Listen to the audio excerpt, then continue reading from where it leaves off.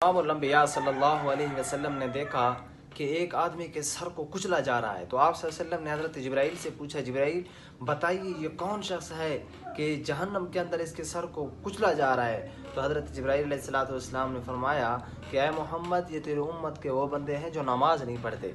तो नमाज न पढ़ने का जो सज़ा बयान किया है वो ये है कि जहन्नम के अंदर उसके सर को कुचला जाएगा। तो नमाज इंतहाई अहम मामला है।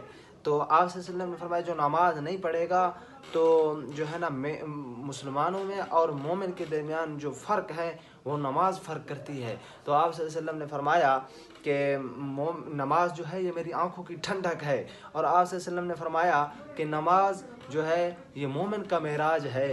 रसूल पाक ने फरमाया कि नमाज जो है मेरे दीन की जो अल्लाह ने मुझे शरीयत अहकाम अता किए इसकी जो है सुतून है वो नमाज है। तो इससे जैसे नमाज के ऊपर ज़ोर दिया गया है।